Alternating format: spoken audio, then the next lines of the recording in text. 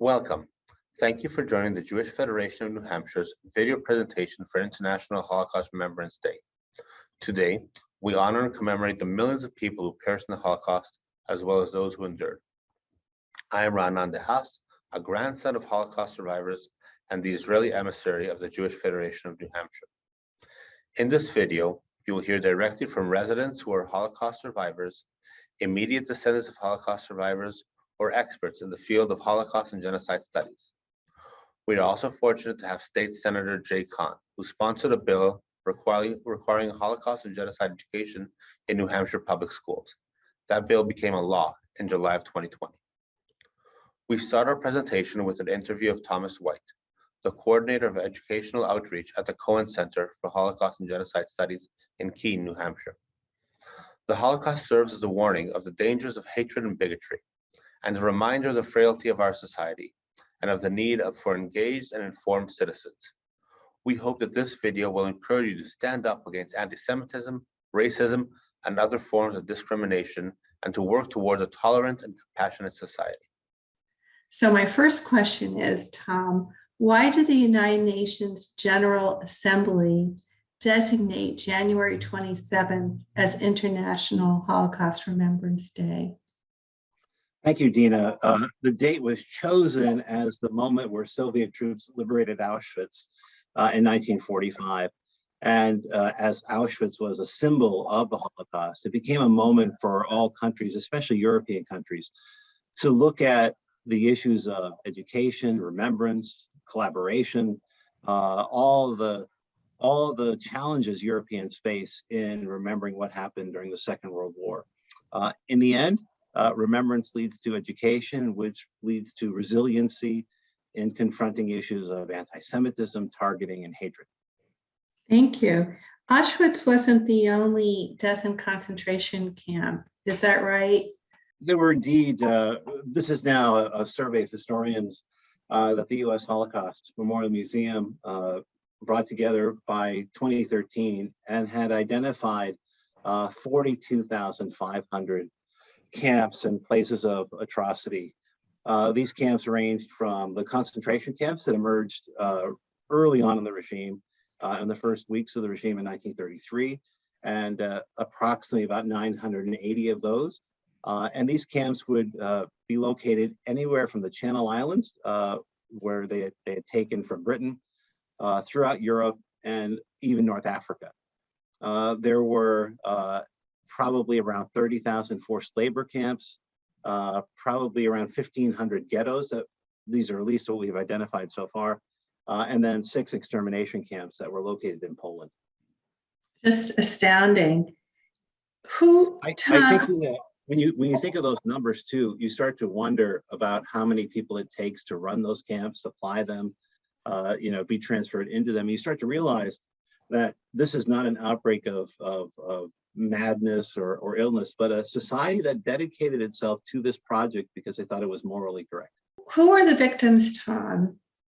They weren't it was wide ranging, was it not? It really was. And the initial targets of Nazism were political opponents.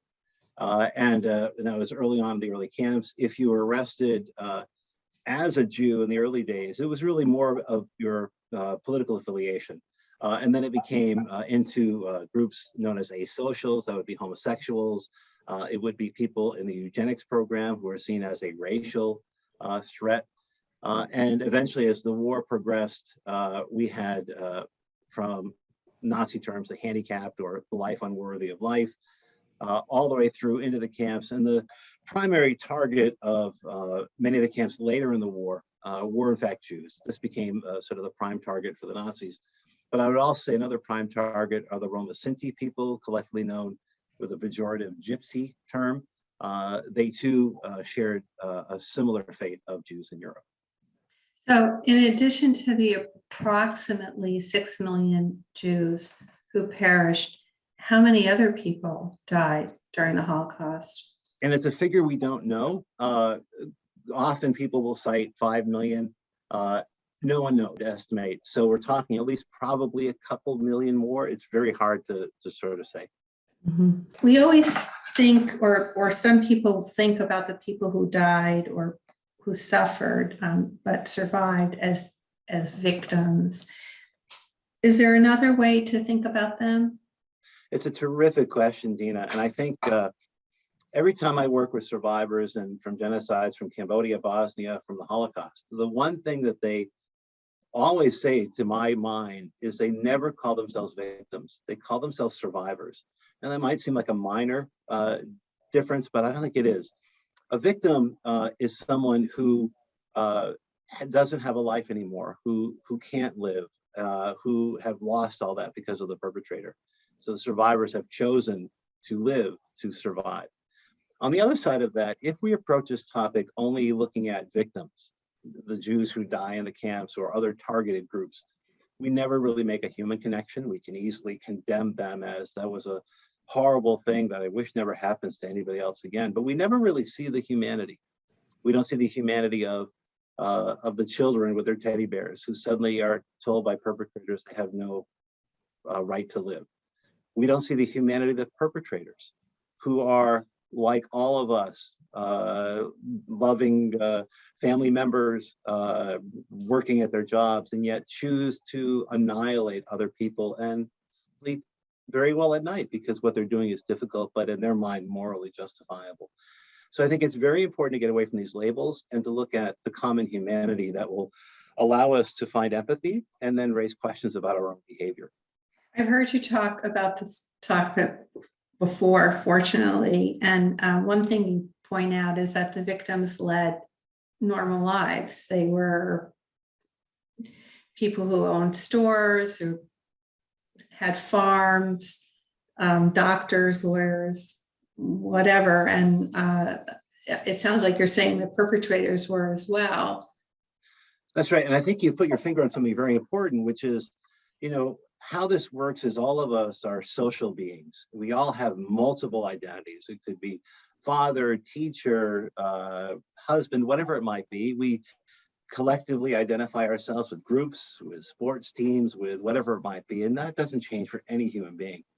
But the way genocide works is that the perpetrator begins to take away one by one your social identities, cuts you off from everyone else. And by the time it's over, they have identified you and narrowed you down to a single identity that they have put you into that box. So you become a Jew or whatever it might be.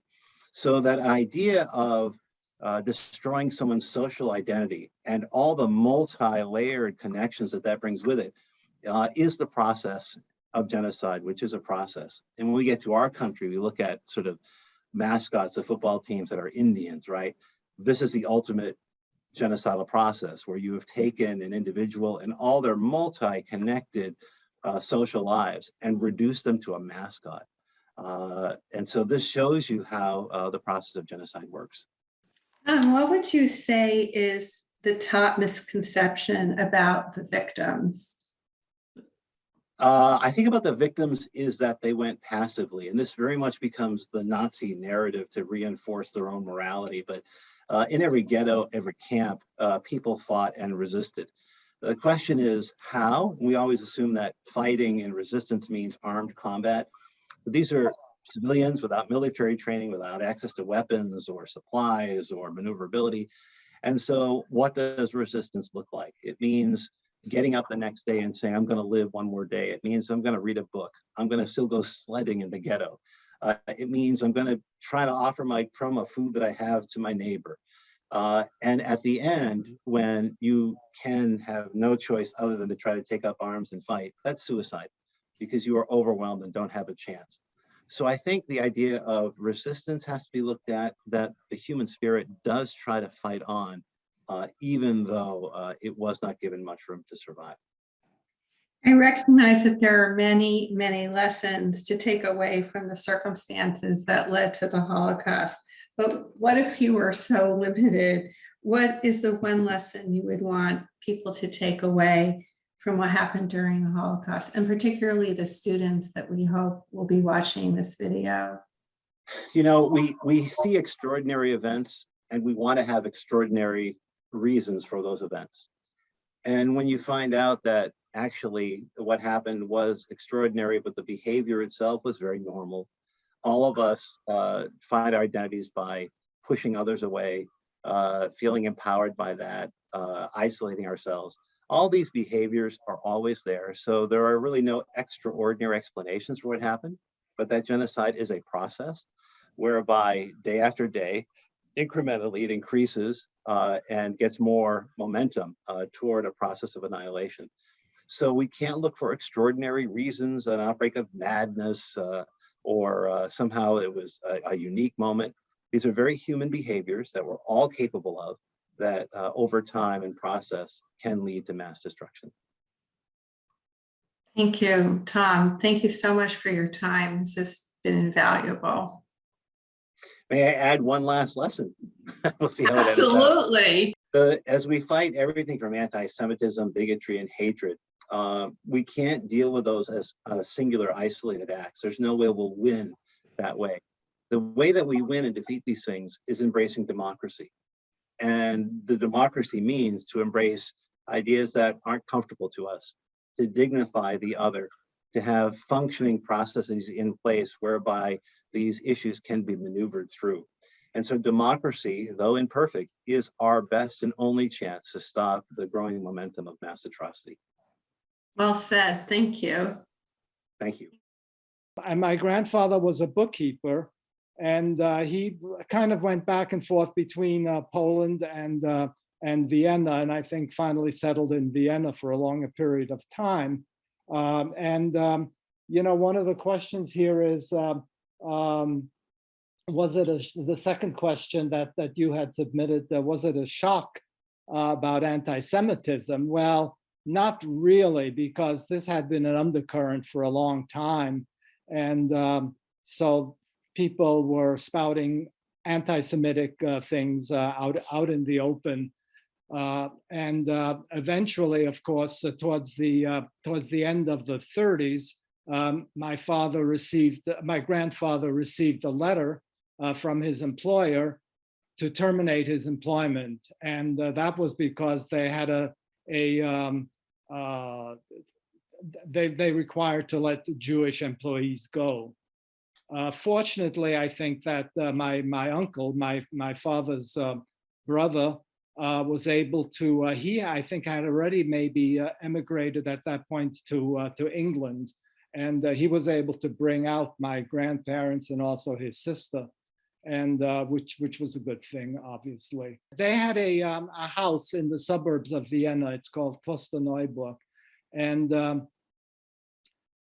it was you know, had fruit trees and gardens and so forth, and the Nazis kind of had their eyes on it, and so eventually that was taken from them, and they were put into a tenement apartment in Vienna, and eventually they were then in 1942 were deported to Theresienstadt and eventually to Treblinka, where they perished.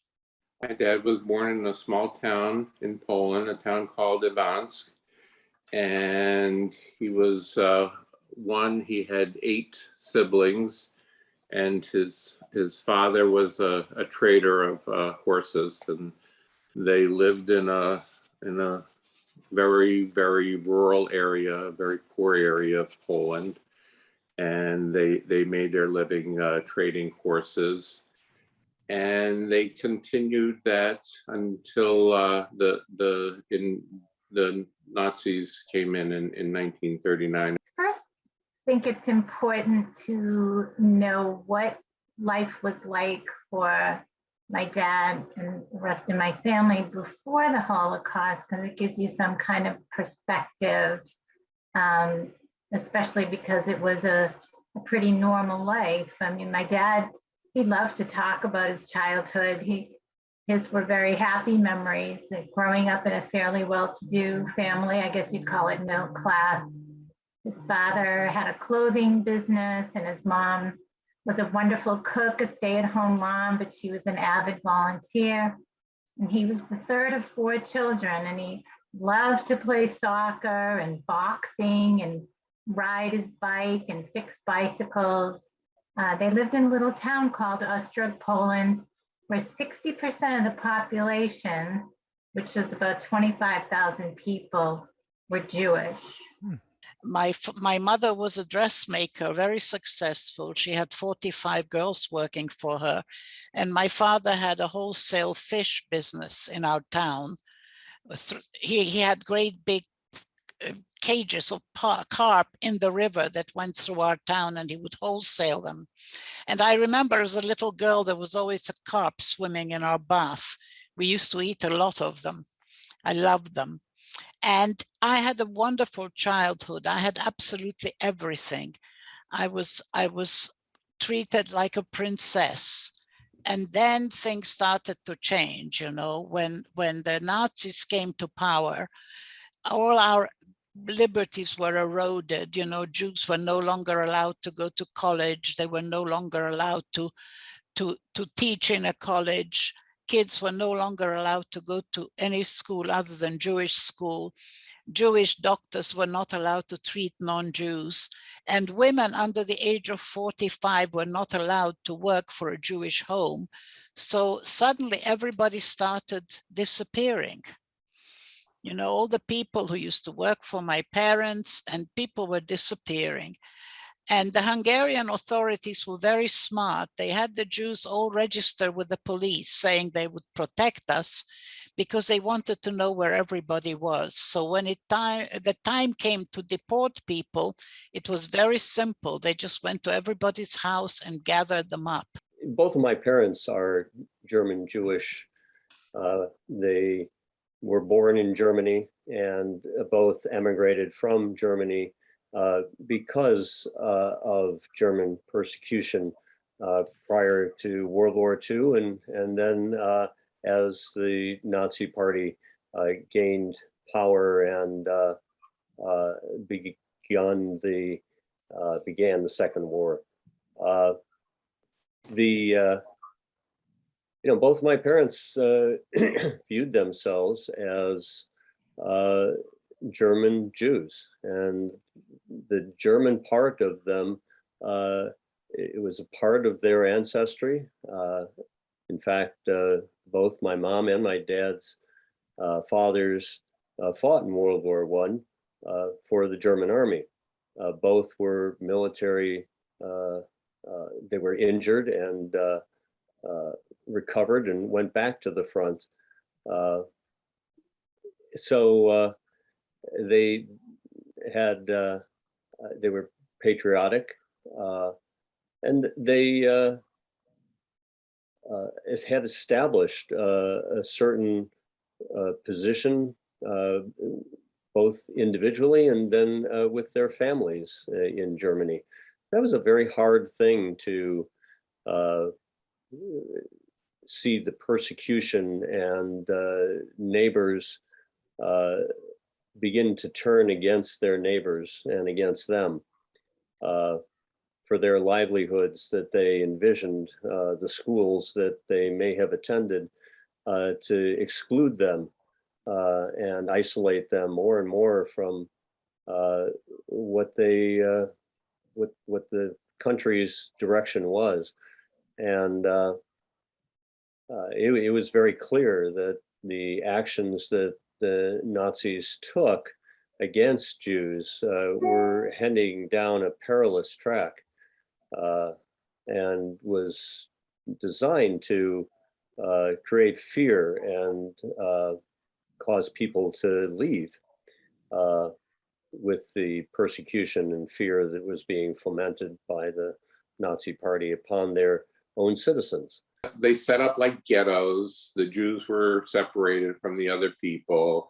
A lot of the people, the Jewish people, they had, different types of businesses. Mostly it was like little trading kind of businesses, rags and things like that. And then they would live like in the back, and they were oppressed, the Jewish people. My dad witnessed like 2 different massacres that occurred by the cemetery where, the Nazis took out a group, and if they felt that, one Jew had done something, either stole some food or something like that, they would make an example and murder a whole group. So, they were able to to live. And after a year or so, they were picked up by it was really the Gestapo, and they were taken probably about a half hour to a town called Starka Beach. And Starka Beach was a slave labor camp. They had 3 different factories there, and my dad spent 3 hours, my dad and his brother, 3 years working in this camp. That was your dad and his older brother. What happened to the other 6 siblings, his father and mother? Yeah, they were all left in Advance, and my parents, my father found out later when he made his way back to Advance that the entire town was cleaned out and everybody was sent to Treblinka. So they were, to the best of his knowledge, they were killed in Treblinka.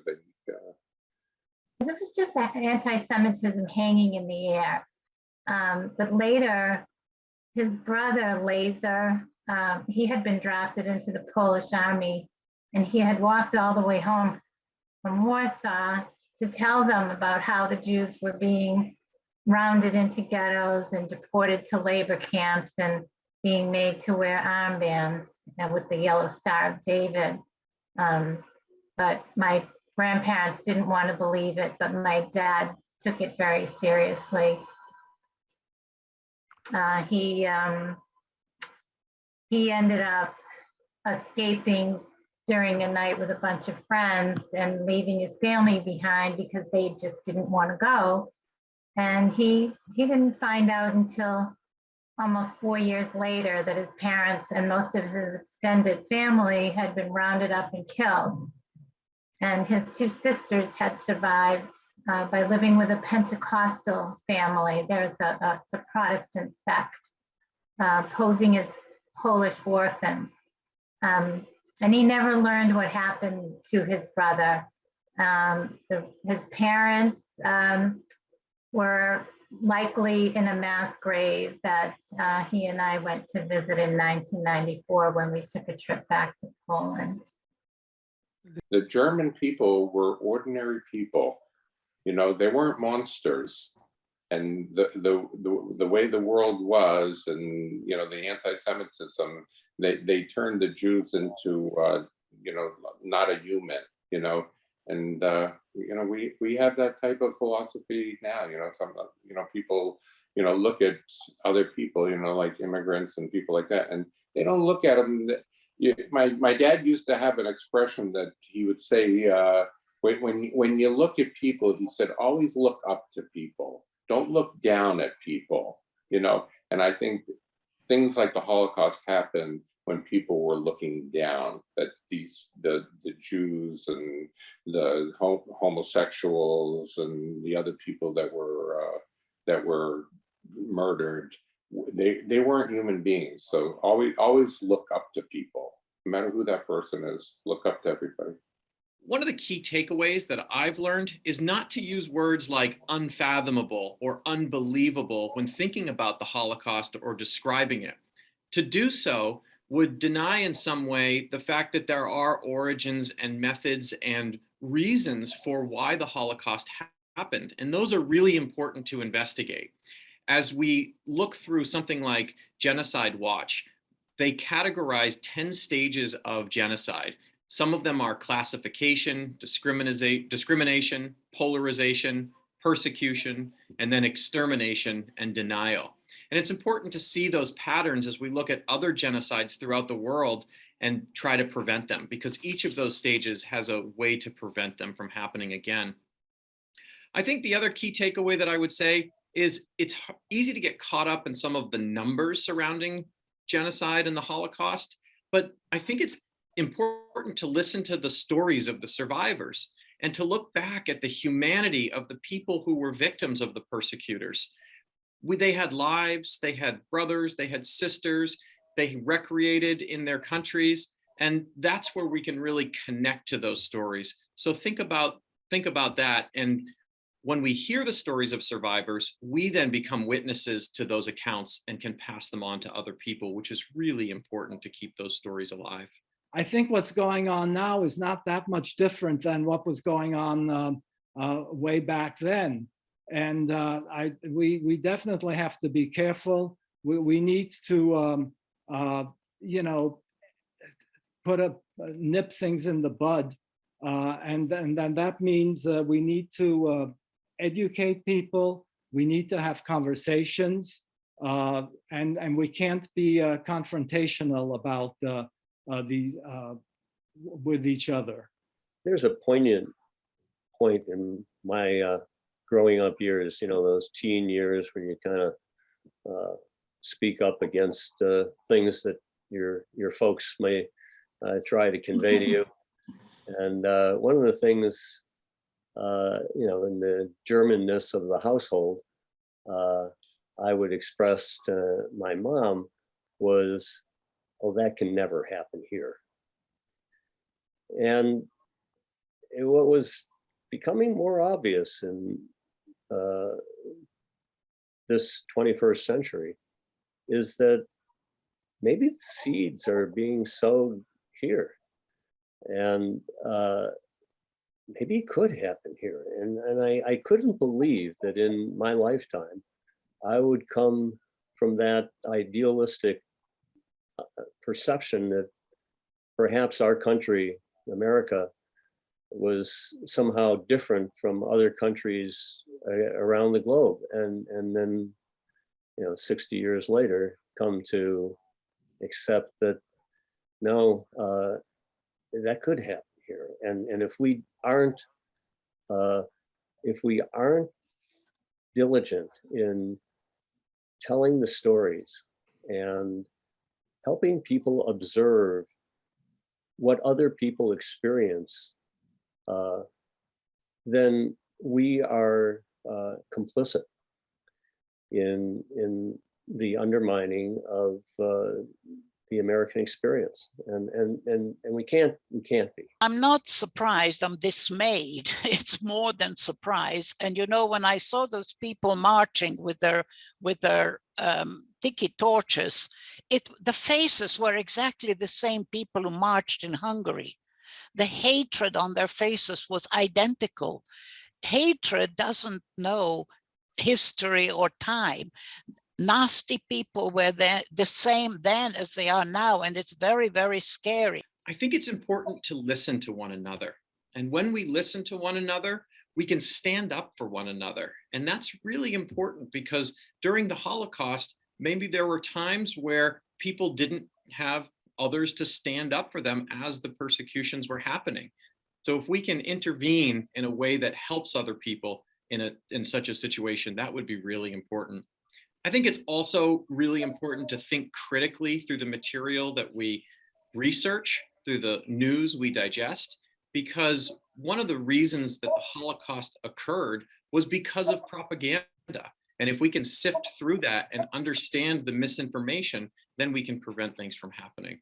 They knew that the Russians were getting close to where the slave labor camp was in Poland, and that the Nazis were they thought that it was getting near the end, so they wanted to try and ship as many Jews as possible from this camp to Auschwitz and kill them, send them to the crematories. So my dad and a group of about 200 people, they made an attempt to escape one night, and they didn't make it. They weren't able to breach the barbed wire fences. And then the next day, the Gestapo took them out, and literally there were people, that had tried to escape, and they were tangled, and every kind of horror you can imagine. And the Gestapo was telling the prisoners, this is what's going to happen to you if you try to escape again.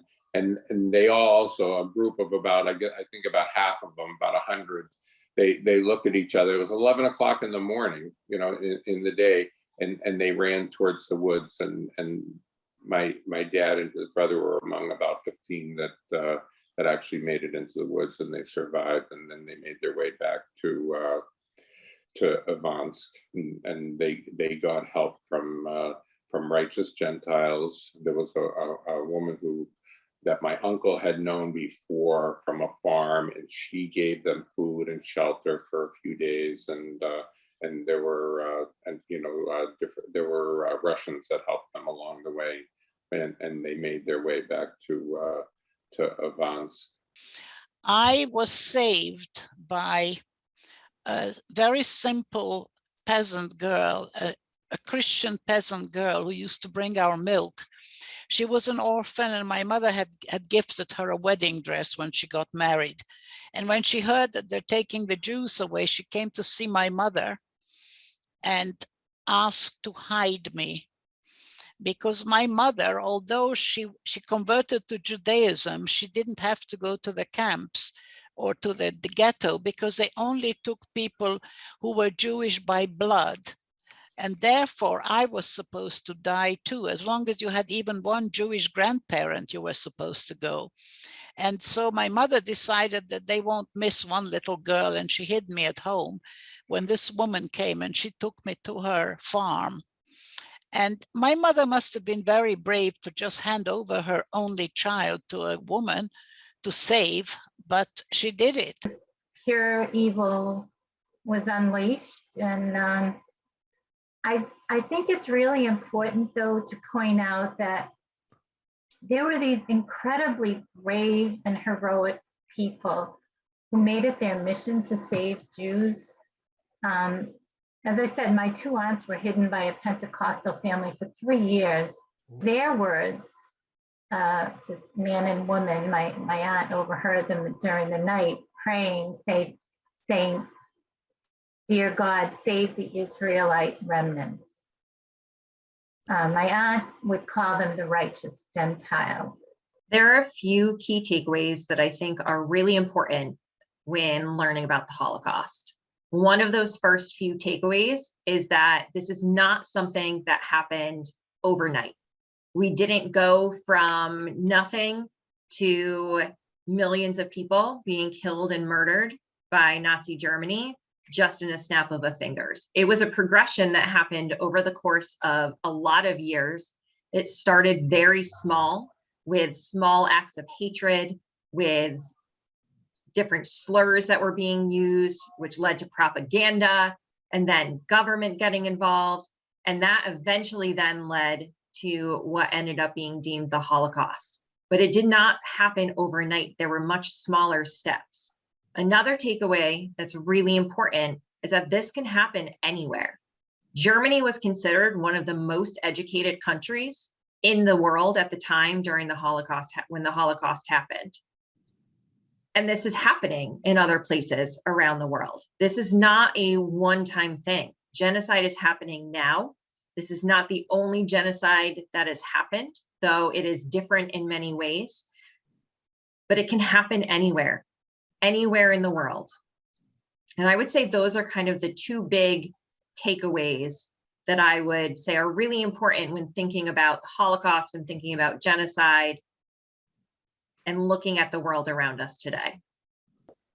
Most immigrant groups came to this country because of some persecution that they or their ancestors experienced in their former homeland. And it's understanding that so that our society, founded on democratic principles of equality and justice, that we recognize those early seeds that our ancestors experienced, so that we make sure this society doesn't do things to isolate populations.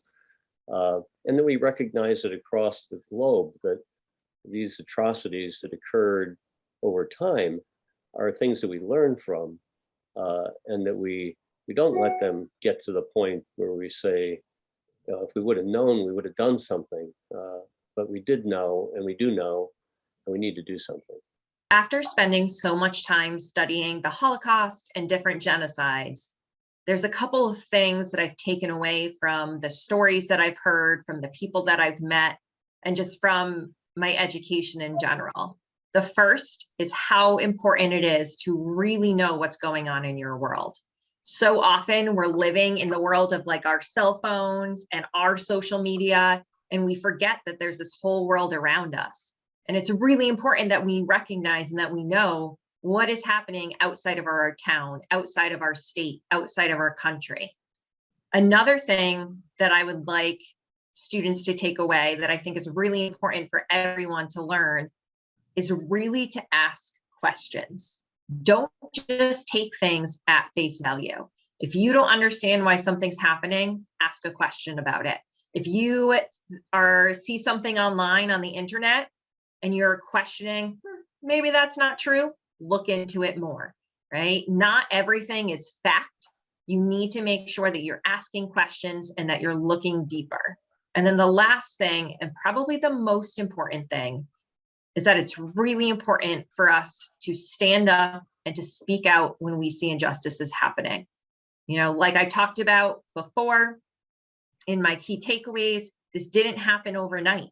So it's really, really important that when we see even the smallest thing happen, that we stand up, that we speak out against these things, against these injustices, in order to really make a difference in our world and make sure things like this don't happen again. Well, I think it's important for us to understand how something like this, not only can it happen again, but it is happening again right now. And we need to not look aside when we see things that are happening like this, to speak out. You know, my parents were very active when it came to supporting groups that were for human rights. Recognize that you can play a role in helping marginalized populations and not feel persecuted, isolated. All I can say is that, you've got to tolerate and love. My real religion is love. People say to you, well, what's your religion? I said, my religion is love. I just truly believe that hatred is not going to triumph over love. It's a battle now between good and evil, and good has to win. All I can say is please love each other and tolerate each other. Tolerate and love your enemy. What I would like to do, though, is for you and everyone to hear some words of wisdom, not from me. I'm just a child of survivors. I want you to hear these words right from the lips of my dad and my Auntie Anne and Uncle Jack. So if you would indulge me. Well, this is the end of my autobiography. However, I would like to say a few words that a very, very small portion of the Russian, the Ukrainian and Polish population held the Jews are. I hope in the future Christians and Jews should God that such a thing should never happen again. Looking back on my teen years, I have often wondered how we managed to emerge from the Nazi hell with our sanity intact. The world was silent and we were doomed. And whenever the so-called, the historical revisionists, the deniers, deny the Holocaust, I get very angry. How dare they? I'm still alive and I'm a witness to this terrible part of history. And it is already being denied. It never happened. I'm very disturbed by it, and it is not debatable. Thank you. In my opinion, that the Holocaust question is not only the Jews. The Holocaust is for other nationalities too. because 5 million Christians were murdered during the Hitler's era. And that's why we shouldn't say this is only a Jewish problem. And as far as I'm concerned, unless people will learn and try to understand what happened, that can happen again. Not necessarily for Jews or Irish or blacks, it can happen to anybody. And to avoid this, I think we should teach more about the Holocaust. And if people will understand what happened and try to prevent the thing, and that will never happen again.